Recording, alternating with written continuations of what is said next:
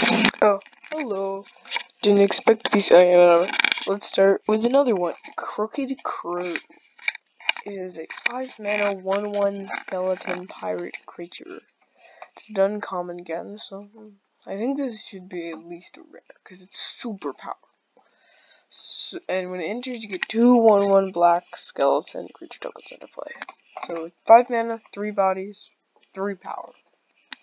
See, not that great, but it has Sloop, which, if it's like Monstrosity, this card gets a little bit worse. But you can only do it once, but it doesn't have keyword abilities, so I think you can activate it again. Or not keyword, reminder text. And I don't know what Sloop does, so Sloop did cat. Sloop the cat. This creature, so when you pay X black, so anything and then black, you put whatever you pay for the X, you put that many black skeleton creature tokens in. So it just creates a million. This is great for token decks. It's a little bit of efficient. Like 5 mana, 3 bodies is pretty good, but they're all 1/1s. That's still good because that effect is really, really good. Just to dump all your mana into something. I'm guessing it's at instant speed. Create a million tokens. You can block things for days and they have trample. And even if they do, probably later in the game, you can just create enough to. Yeah. I wish it was if it was a legendary creature and it was like 2/2.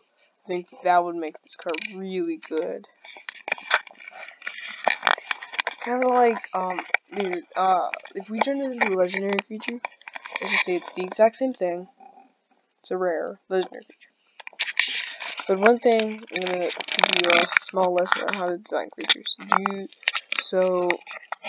gonna use an example of Urza. Urza has 3 different abilities that go hand in hand with each other. One of them creates an artifact. The other one uses artifacts to make mana, and the other one gives you an outlet to use all the mana. It would be like if this card created tokens, and then created even more tokens with the second ability. But it also said whenever a skeleton you control dies, each opponent loses 1 life and you gain 1 life. That would make it way more powerful. Give it the also effect, the other. But just having this, I think, would not make it too powerful. So, yeah. I like the design of this card. Crooked Crew. Made in 2017. Wow, I'm months. Okay, so this one is called Archmage. I'm not completely in love with this one, but it has a cool mechanic, Surge. It has Hexproof, Prowess, and Surge for 2 and a blue. It also costs 5 mana normal. And it kind of, I'm not sure if there's Surge cards like this, but it just seems pretty cool. So if its normal cost was paid, you bounce something to the top of someone else's deck. But if you just pay it for 3 mana, it's a 3 mana 3/3 Hexproof Prowess, which is already really good. You bounce it to their hand.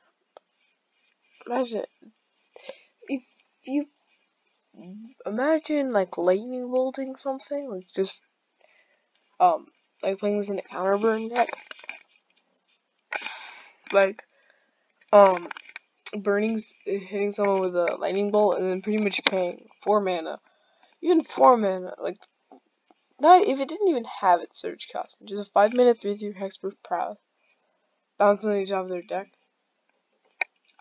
I don't know, that's really good.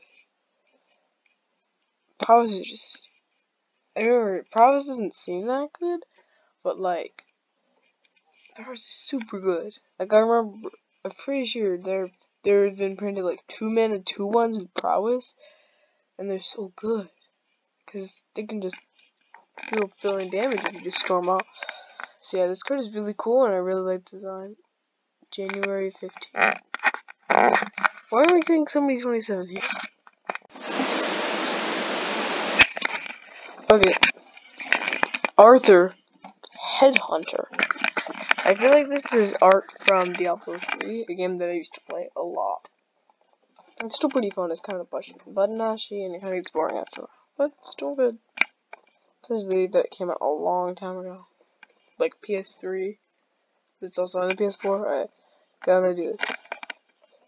4 mana, 2 black, red, 4 3 loyalty planeswalker. Sure, already off to a bad start. +1, put a -1/-1 counter on target creature your opponent controls. Opponent? Okay, that's wording is weird. Deal 1 damage to its owner. That's really weird wording. We're gonna come back to it. Destroy target creature your opponent controls. If it had a -1/-1 counter on it, draw a card. And -6, that was a -3.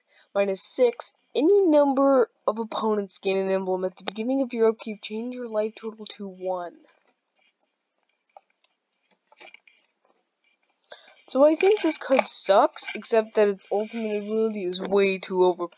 If you play this in a Johnson instantly, if you play Doubling Season and then you play this, it's pretty much an automatic win. Because what are your opponents going to do if they're all at 1? I think if it's going to set people to 1, it should say each player gets an emblem. But I think it would just be better if each player got an emblem at the beginning of their upkeep, have their life total. But it's you too. But that could be just like, so you're trying to raise them, but like it goes, I don't know. Like a normal game it wouldn't be that good when Commander would be really good. But so the weird thing about this is how it's phrased. It says, "Put -1/-1 on target creature your opponent." It's supposed to be opponents. That's just a typo, I guess. Controls. So your opponent has to control. It has to be on their board. But then it says deal 1 damage to its owner. Which controller and owner aren't, well, it's the owner is whoever had it starting in their deck. But then controller means whoever has it on their battlefield. So if someone played like an expropriate or just control magic type effect, and if they stole your thing, you're gonna take the damage, but you probably won't do it. So I guess, or maybe the ultimate could just be like at the beginning, target it should be one opponent at the beginning of that opponent's upkeep. Put a -1/-1 counter on each creature they control. That would be flavorful. Well, because everything else has to do with a -1/-1 counter. At the worst, this card is pretty bad. If it was for loyalty, this would actually not be terrible. Because you'd play it in like you play it in like the Scorpion God deck, or Commander deck. Because it puts -1/-1 counters, and then pay 4, -3, it goes to 1. Destroy it, draw a card, and that's pretty good. And next turn you can like +1 it, shrink a creature by a little bit, and then deal damage. Because -1/-1 counter can disrupt someone's game plan more than you might think. But still, this card is so dumb. It's so weak on its first two, and then its ultimate is completely overpowered. Because it's pretty much like there are other planeswalkers that are unsent win, but it's just like unless you're doubling seasoning this out, this card is terrible. It's like destroy a creature, add a destroy a creature -1/-1 counter on to make him take a damage, and then it's like you win the game. Maybe if this was like a +2 it would be good, but still, people can't kill it, then like they're just gonna lose. So like, yeah, let's just move on to the next one before I take January 15th again. It doesn't seem to be too random. Alright, we're just gonna take one off the popular one. Let's do the most popular. Right. Here's the next one.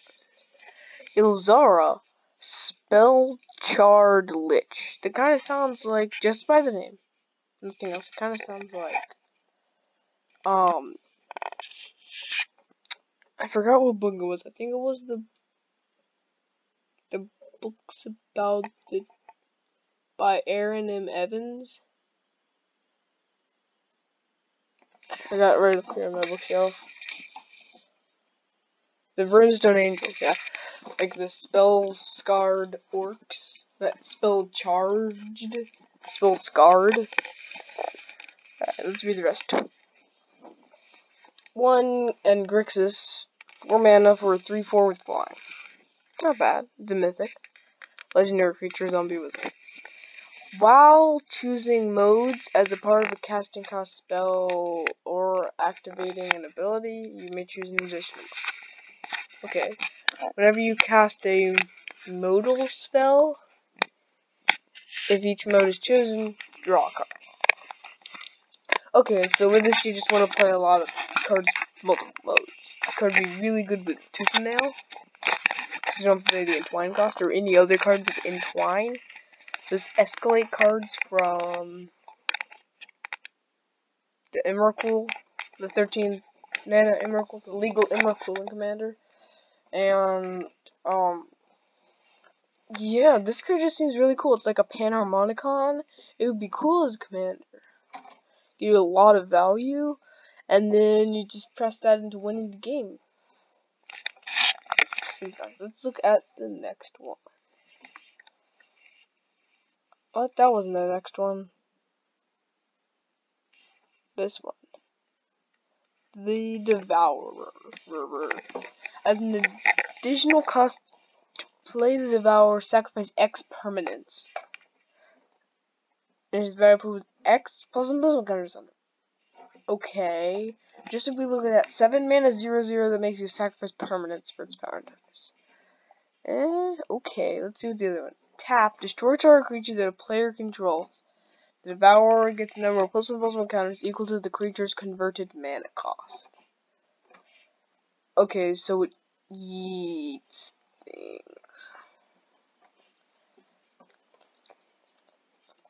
I don't know about this, and it seems cool. Is there any comments on it? No. Okay. But I like if we did nothing stops the Devour, and it's a slug abomination. But I think it's a bit overcost. If it was 5 mana in total, it was like 3 black or 2 black. I would have really liked that, because you just make a bunch of tokens, make it really big, then you can destroy stuff, and it gets bigger, and then there's like one shot. Let's look at one more, and then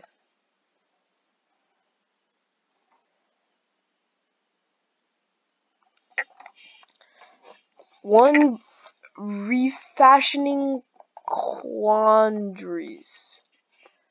1 blue for an instant. Exile target enchantment and opponent controls. Then return to the battlefield under its controller's control. That everything. Face down as a colorless 2/2. Wow, this card's actually really, really good. This is really interesting. I think that can actually be a real Magic card, but I feel like here's how exile target enchantment and opponent controls, then return it to the battlefield under its probably owner's control, because I don't even know if something is controller's control, but if it is, then sure, do that. Controller's control as a face down manifest token, which is what it is. And then, yeah. Well, that just happened. Alright, we'll do one more because that one was really short. That one's great. Super creative and interesting. More chaotic potion. Sacrifice Goliath version. Target player wheels, pretty much. And it's tabs for 2. Well, this card is so good. I don't know. This card, like, do you guys know Mindstone, right? In Commander, it's played a lot. It's literally this, but you can pay 1 mana, sacrifice it to draw 1 card. This just makes you wheel. Draw 7 cards. That card is way too powerful. Let's go one more, because that one literally took like 2 seconds.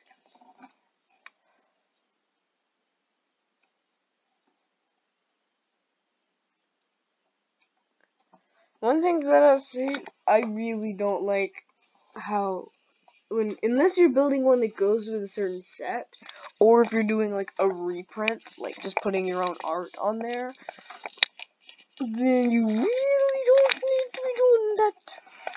Whenever I land into the battlefield, look at the top card of your library. If it's a land card, put it on the battlefield tab. But if not, put it into your graveyard. No, it's a Vine Gold Wolf.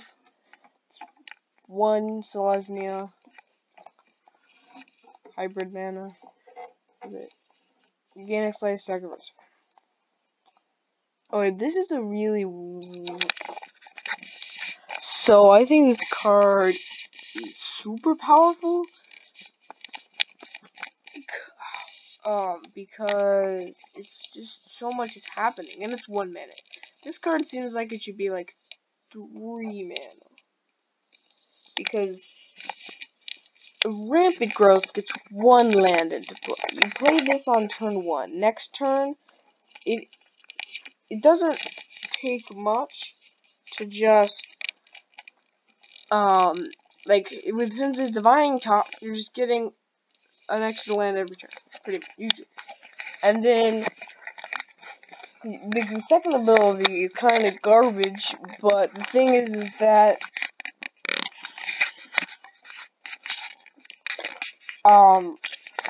if you have a sacrifice outlet, since sacrificing it is not part of the cost, it has that after you gain life. So what will happen is you pay all that mana, then you sacrifice it. So Alter Dementia, something that I sacrifice it, and then you gain that life.